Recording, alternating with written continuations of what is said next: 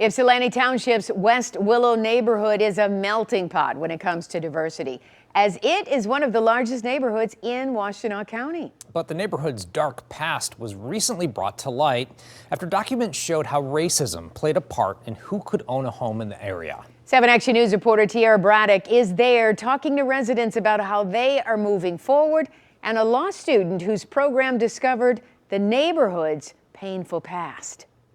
While most of the residents who live in Ypsilanti Township's West Willow neighborhood are people of color, it wasn't always that way. In fact, in the 1940s, there were restrictions in place that prevented anyone who wasn't white from buying a home in the neighborhood. No lot, nor any part of any lot in said tract, shall ever at any time be used or occupied by any person whose blood is not entirely that of the white or Caucasian race. What you just heard is a line from a covenant or documented agreement that was used to govern the West Willow neighborhood in 1946. It should have never been in, and it should go out, because I think we're all equal as far as I'm concerned. Robert Harrison moved to West Willow in 1977, 9 years after the Federal Housing Act of 1968 made discriminatory covenants illegal. These are well-built homes over here, and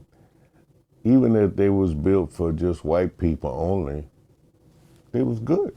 Even though the 1946 covenant is no longer legal or enforceable, it is still documented on the deeds for some homes in West Willow.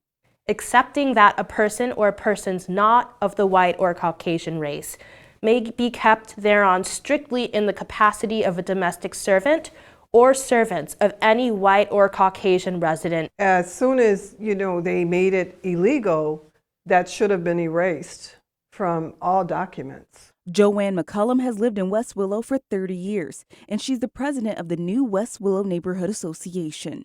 McCullum recently learned that the illegal covenant was still written on her home's deed after she was contacted by University of Michigan law students who are with the Justice in Deed project. We grew up with segregation.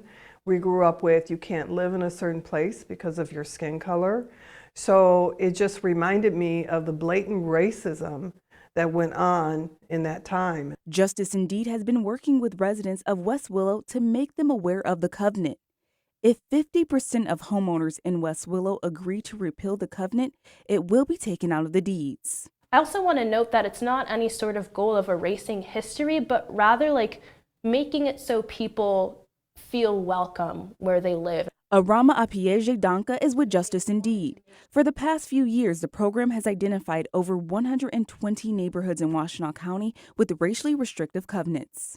We want to ensure that policymakers are aware of these and can use the understanding of how restrictive covenants worked in the past to try and fix housing right now and kind of fix some of the segregation that came about because of these covenants. As for West Willow residents, they will continue working with Justice in Deed to make sure their deeds reflect the values of their community. It's one more step to fighting racism, because that's what it is. And we should all work together to fight against racism. We want to come together and be as one, not chopping at each other each night. In Ypsilanti Township, Tiara Braddock, 7 Action News. As one, wouldn't that be nice?